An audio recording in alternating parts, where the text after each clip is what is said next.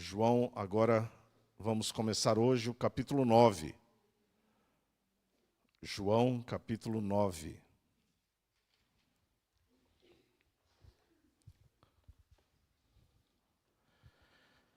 Nós vamos fazer a leitura do 1 ao 12. João 9, do 1 ao 12. E diz assim a palavra do Senhor. Caminhando Jesus viu um homem cego de nascença. E os seus discípulos perguntaram: Mestre, quem pecou, este ou seus pais, para que nascesse cego?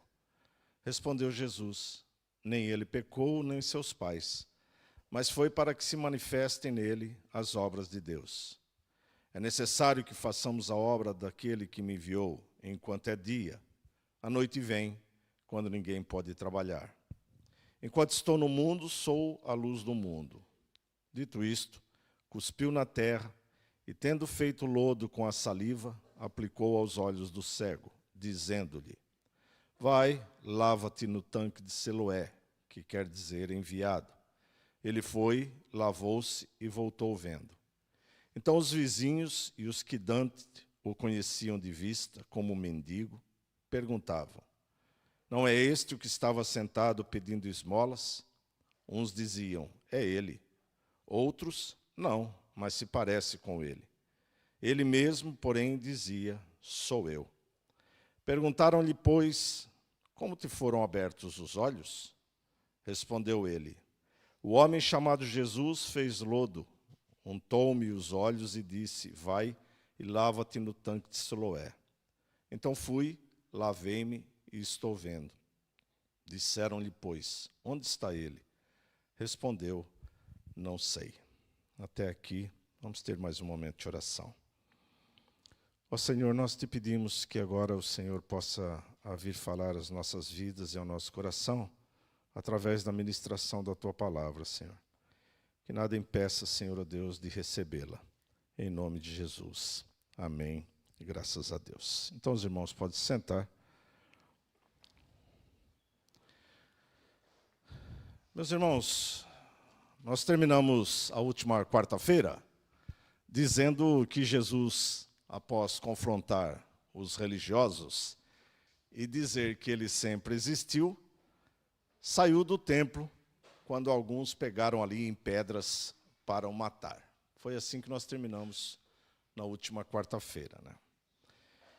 E dissemos que ele saiu por entre aquelas pessoas, diz a palavra aqui que foi em oculto, mas no sentido de que ele saiu sem que as pessoas conseguissem fazer o que elas tinham planeado.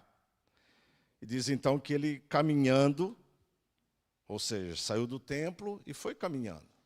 E no seu caminhar, Jesus, juntamente com seus discípulos, encontrou um homem que era cego de nascença. Nós temos que sempre observar as informações que a palavra vai transmitindo, né? Já falamos isso algumas vezes. Sempre tem que estar atento àquilo que está ao redor da palavra, né? Detalhes, por exemplo, desde nascença ou de nascença, né? Nem sempre aparecem esses detalhes quanto a uma pessoa que tem um problema, mas aqui a palavra deixa claro que ele era um cego de nascença, né? E Jesus vai aproveitar esta oportunidade, porque é assim que Jesus age. Todos os milagres que ele fez para ter uma oportunidade de ensinar alguma coisa. Então, Jesus vai transmitir mais um ensinamento para os seus discípulos na altura e para os seus discípulos atuais, agora, não é? E qual era o tema central aqui, ou qual é o ensinamento que ele quer transmitir aqui, né? Que a glória de Deus é manifesta nas obras que vêm dele. Ou seja, nós fazemos para que a glória de Deus seja manifesta.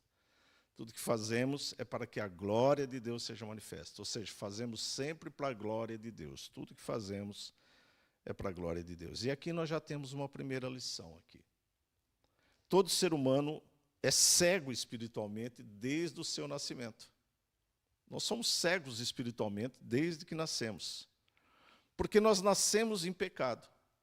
E desde o primeiro dia de vida, necessitamos daquele que é a luz do mundo, daquele que tem o poder de nos curar deste mal. Então, eu quero convidar os irmãos e irmãs aqui a percorrer comigo estes versículos e observar aqui vários ensinos maravilhosos que Jesus nos transmite. A começar pelo versículo 2, onde ele fala a respeito da natureza da sua cegueira. O versículo 2 diz: e os seus discípulos perguntaram: Mestre, quem pecou, estes ou os seus pais, para que nascesse cego?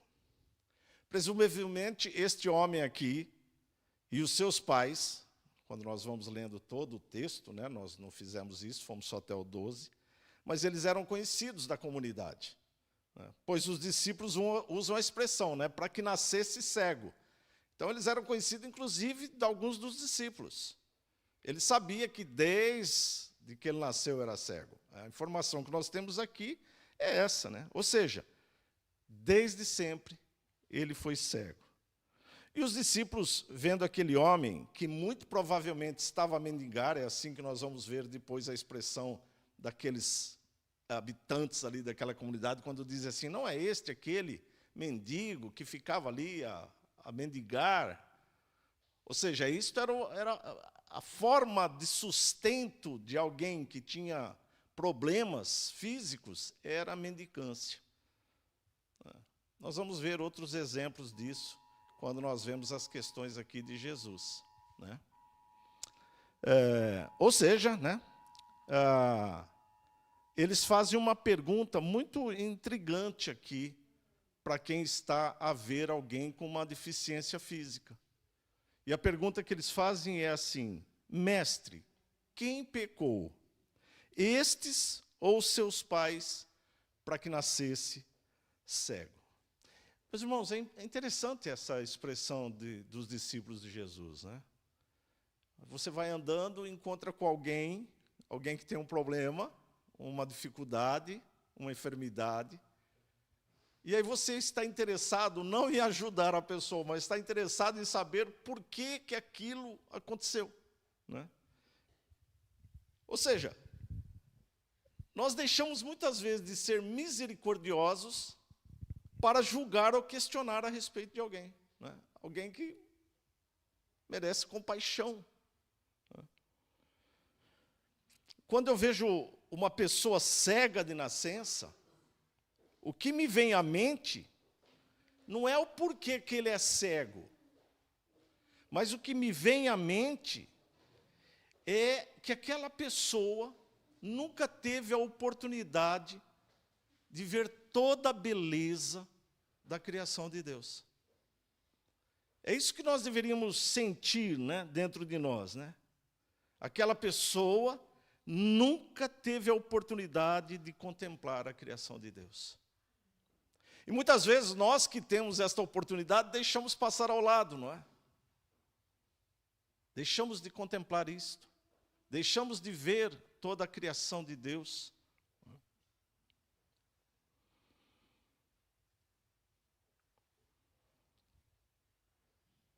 Penso também que este cego, e tenho convicção disso, que ele nunca pôde ver literalmente a cara dos seus pais, dos seus irmãos. É claro que muitas vezes o cego ele tem uma sensibilidade, né, e ele, apalpando, ele consegue delinear ou ter uma vaga ideia daquilo que está à frente dele. Mas a visão de ver, qual era a preocupação dos discípulos? Quem pecou? Interessante, porque eu faço uma pergunta que eu tenho em mim, não é?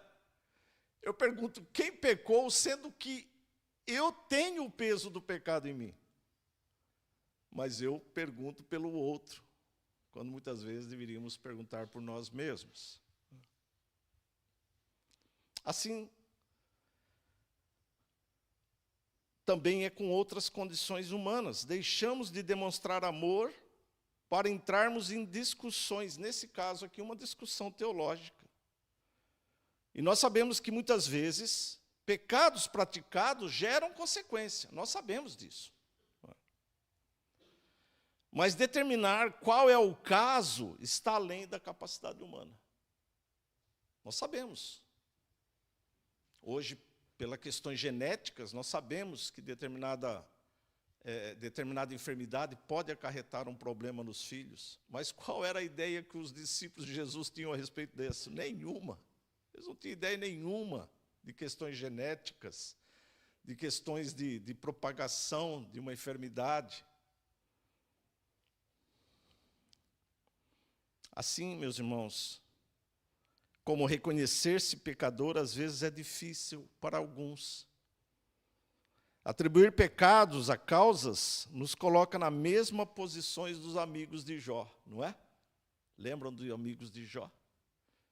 Eles olhavam para Jó, qual era a informação que eles queriam? Jó, você precisa pedir perdão dos seus pecados, você está passando por isso porque você tem pecado. Eles passaram 38 versículos tentando convencer Jó de que ele estava a passar por aquilo por causa de pecado. E aqui, os nossos discípulos aqui também têm essa concepção. Olha, quem pecou, né? Olha, ele deve ter esse problema por causa de pecado. Você já pensou se transparecesse em nós tudo o que nós somos por causa do pecado? Nós seríamos figuras horríveis de se ver, horríveis de contemplar. Uma coisa é certa, meus irmãos, todos nascemos em pecado. O salmista diz que em pecado concebeu-me minha mãe. Pensar que Deus estava castigando o filho por causa de um pecado dos pais me parece uma afronta ao caráter de Deus. Deus castigando o filho por causa de um problema do pai. Não é este o Deus que a Bíblia nos transmite. É claro que, se pensarmos teologicamente, todos os problemas físicos enfrentados têm origem no pecado de Adão, pois a sua desobediência trouxe pecado e morte ao mundo. Nós vimos isso em Romanos 5,12 e nos versículos seguintes. Mas hoje nós podemos ver pessoas limitadas fisicamente, que se superam em muitas coisas até mais do que pessoas perfeitas. Quando eu vejo, às vezes, um jovem lá que não tem os braços e nem as pernas nadando lá nas Paralimpíadas, eu me sinto um incapaz, porque eu não consigo nadar como aquele homem ali. E quando ele chega do outro lado, não sei se os irmãos já tiveram a oportunidade de ver isso, ele glorifica a Deus. Glorifica a Deus. Ou seja, Deus concede que pessoas tenham dificuldades, para que o seu nome seja glorificado, mesmo que a pessoa não o faça claramente. Como Deus é bom. A segunda lição que nós aprendemos aqui está nos versículos 3 ao 5, na resposta de Jesus, ou seja, o mestre transmite um ensinamento. Jesus diz, nem ele pecou, nem os seus pais, mas foi para que se manifestem nele as obras de Deus. Meus irmãos, eu tenho dito isso algumas vezes aqui, já perceberam como nós temos a rapidez para colocar a pergunta por quê? Por que eu estou a sofrer assim? Por que isso acontece comigo? Por que o mundo está dessa forma? Por que está tendo enchente lá no Rio Grande do Sul? Por que isso? Por que aquilo? Né? Nós temos sempre esta palavra na nossa boca. Somos rápidos para perguntar por quê, mas somos lentos para dizer para quê. Esta era a pergunta que nós deveríamos dizer sempre. Para quê, Senhor? Qual o propósito? O que é que o Senhor quer me ensinar? Qual a informação que o Senhor quer me transmitir? Essa deveria ser a questão colocada por todo cristão. E Jesus responde que foi para que se manifestasse naquele homem as obras de Deus. Isso não quer dizer que Deus faz ou permite determinada coisa para que no futuro ele seja glorificado por aquilo. Não, mas ele torna determinadas coisas para a sua glória. E isto não é com todos. Vejamos o seguinte, no tempo de Elias, penso que os irmãos conhecem essa história, havia, diz a palavra do Senhor, muitas viúvas em Israel. Mas Deus fechou os céus por 3 anos e não houve chuva. E por causa disso houve muita fome sobre o povo em toda a terra. Mas Elias não foi enviado a nenhuma daquelas viúvas, a não ser a viúva que estava em Sarepta, que estava em Sidom. Está lá escrito em 1 Reis, no capítulo 17. Nos tempos de Jesus, havia muitos cegos em Israel. Este homem teve o privilégio de ser visto por Jesus e ter a sua vida transformada por ele. Sim, nós já sabemos que ninguém permanece igual após ter um encontro com Jesus. Este homem teve um privilégio porque Jesus caminhava. Lembram que eu sempre digo isso? Jesus está sempre a caminhar. E por aqueles que ele cruzava, por aqueles que ele encontrava no seu caminho, aquelas pessoas tinham esse privilégio de ter um encontro com Jesus. Hoje, todos têm o privilégio de ter um encontro com Jesus. Porque hoje ele não está fisicamente mais caminhando, mas ele está espiritualmente no seio da igreja. Ou seja, hoje, todos podem ter um encontro com Jesus. Todos podem ter vista, ter os seus olhos abertos, todos. Mas a história continua a mesma. Nem todos recebem esta bênção. Não é para todos, porque nem todos olham para Jesus como aquele que pode salvar, aquele que pode dar vista a nós que estávamos cegos espiritualmente. Então Jesus vai dizer aos discípulos que era necessário ele fazer as obras do Pai enquanto estava aqui. Ele usa a expressão aqui, enquanto é dia, né? Essa expressão, enquanto é dia, ele quer dizer, enquanto eu estou aqui. Né? Pois viria o tempo quando ele seria morto, então deixaria de fazer aquelas obras. E ele usa a expressão, quando vem a noite, né? Momentos sem a presença de Jesus. O que nós também precisamos lembrar é que João, o evangelista aqui, ele sempre usava a expressão sinais para indicar os milagres, né? Ele não usa a expressão milagres, ele usa a expressão sinais. E qual era o sinal para onde apontava este milagre? Para a glória de Deus, através das suas obras. Jesus, sabendo o que iria realizar, diz, enquanto estou no mundo, sou a luz do mundo. Interessante, porque ele vai curar um cego e ele diz, eu sou a luz do mundo. Eu vou te dar a vista, mas você vai contemplar a luz natural. Mas se você tiver os seus olhos espirituais abertos, você vai contemplar a luz que vem de Jesus. Que maravilha! Jesus era sempre assim, né? Ele estava a alimentar os 5.000 na montanha e ele dizia assim, eu sou o pão vivo que desceu dos céus. Ele está com a mulher no poço, tirar água, ele diz, se você tomar desta água, nunca mais terá sede. Ou seja, Jesus usa o meio em que ele está para expressar quem ele literalmente é. A luz serve para trazer transformação onde há trevas. Quando a luz chega, as trevas vão embora. As trevas se dissipam. Aquele homem estava em trevas espirituais e carnais. Jesus trouxe luz para as duas. Trouxe luz ao fazer o homem ver e trouxe luz espiritual quando aquele homem entendeu quem era Jesus. Está lá no versículo 38 que nós vamos ver na próxima quarta-feira.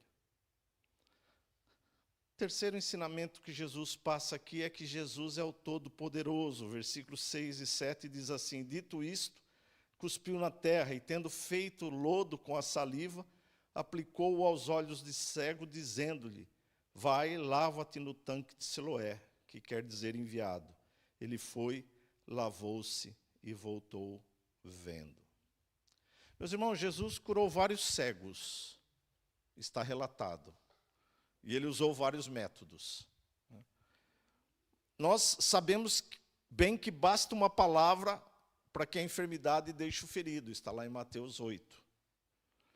Em certa ocasião, Jesus curou 2 cegos apenas tocando nos seus olhos. Mateus 9, 27 ao 31. Por outra vez, curou outro cego colocando saliva nos olhos do cego. Marcos 8, 22 ao 26. Outra vez, curou um cego apenas com a palavra: recupere a sua vista. Lucas 18, do 35 ao 43. Agora aqui ele faz uma pasta com lodo e aplica aos olhos do cego. E depois manda ir lavar-se. Nós precisamos observar isto e pensar: por que é que Jesus, em cada momento, ele cura uma pessoa de um modo diferente? Ele poderia fazer como fez com Bartimeu, né? O que queres que eu te faça? Que eu veja. Vê, a tua fé te salvou. Ele poderia falar isso aqui. Mas percebam que não há diálogo com o cego. Não há um diálogo com o cego. Vai ter um diálogo depois, que nós vamos ver na próxima quarta. Mas aqui, no momento, não há um diálogo com o cego. Jesus fala, o cego não. Então, o que é que será que Jesus queria transmitir aqui? Sem especular, né? Eu gosto de pensar aqui em 2 situações. Primeira, Jesus untou os olhos do cego e o enviou lavar-se no tanque de Siloé. Siloé é uma palavra em hebraico que quer dizer enviado. Ou seja, Jesus é o enviado de Deus para trazer à luz a escuridão espiritual. Ele estava próximo do tanque de Siloé. Então Jesus aproveitou aquele momento para dizer: eu sou o enviado do Pai para trazer luz ao mundo que está em trevas, que está em escuridão espiritual. Quando o homem se lavou, descobriu pela primeira vez que podia ver. Interessante porque ele não volta para Jesus. Ele vai para sua casa ou vai para algum outro lugar, mas ele não volta para Jesus. Mas também é para a próxima quarta-feira. A segunda questão que eu vejo aqui está na obediência a Jesus. Jesus disse para ele: vai e lava-te. Nós não vemos aqui o homem interrogando a Jesus. Ou seja, quando temos um encontro com Jesus, nós devemos nos comprometer a obedecer. Não adianta nós nos lavarmos, mas não obedecermos. Não adianta nós dizermos a Jesus que sim, que nós o amamos e que entendemos o que Ele tem para nós, mas não obedecermos a sua palavra. Este homem mostra que devemos ter obediência.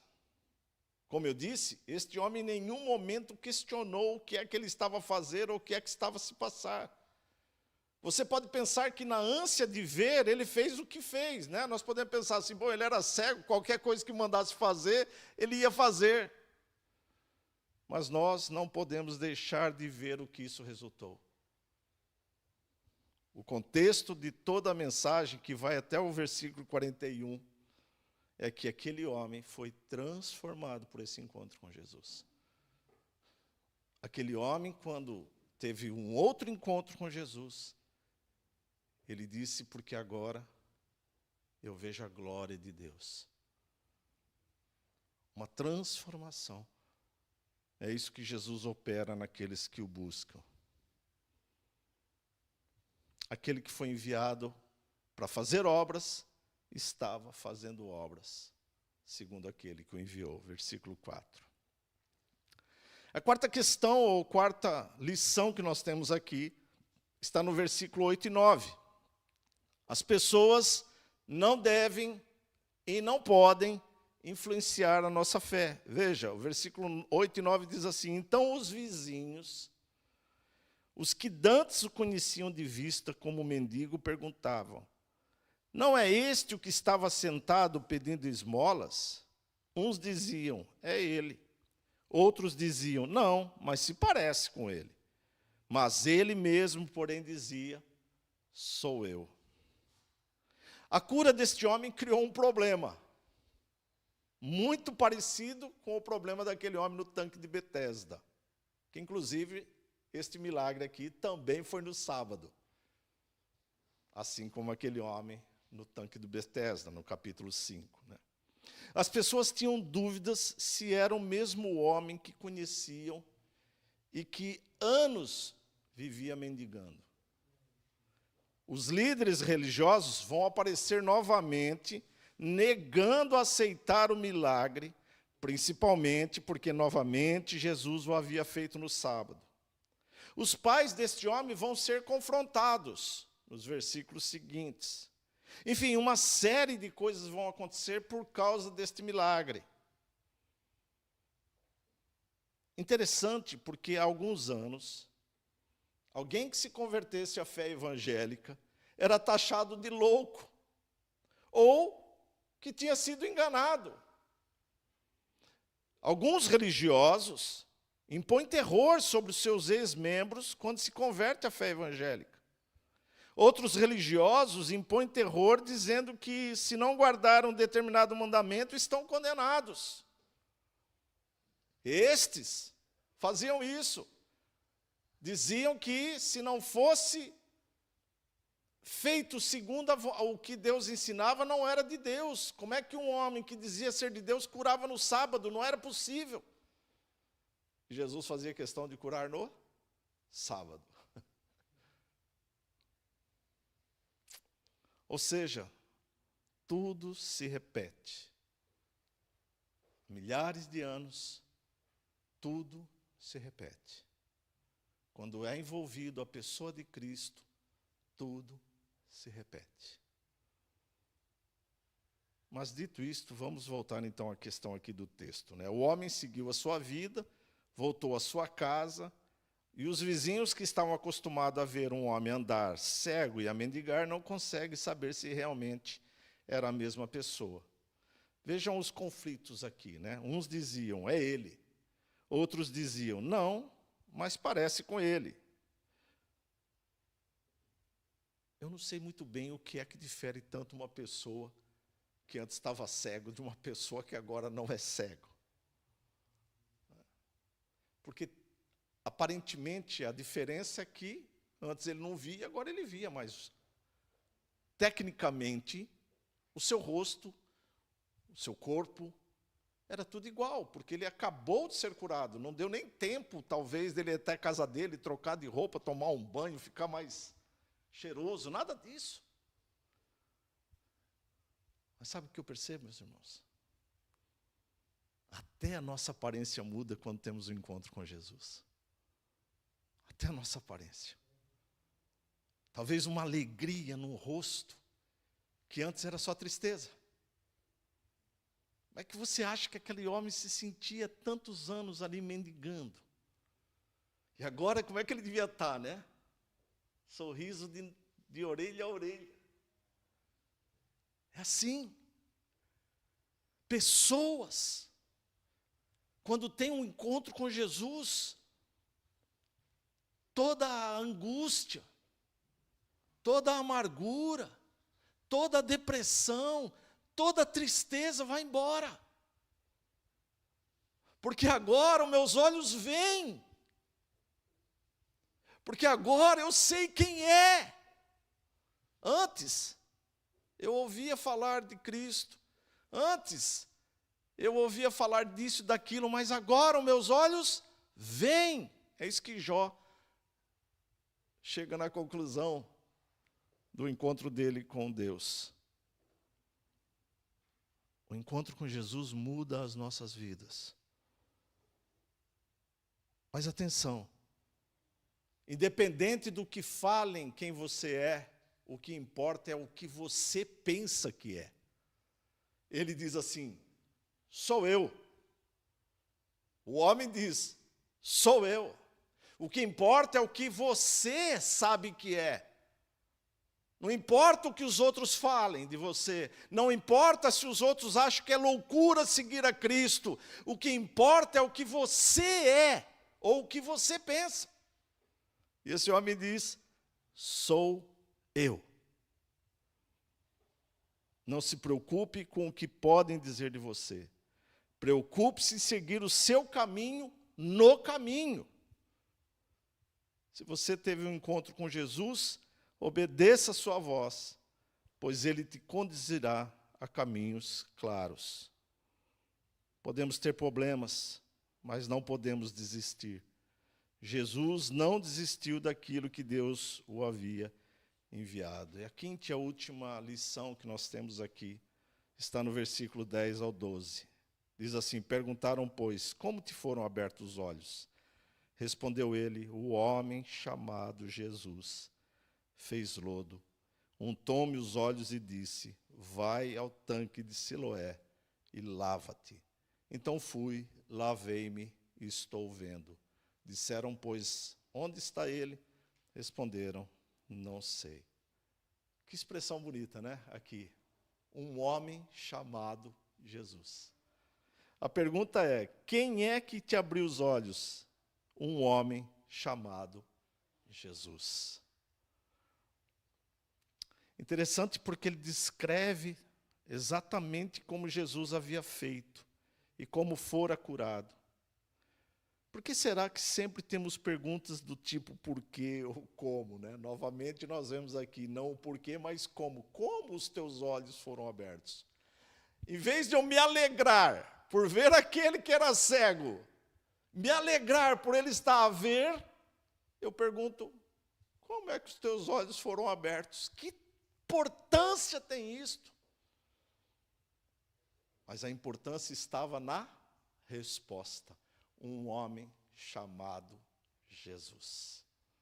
Um homem chamado Jesus.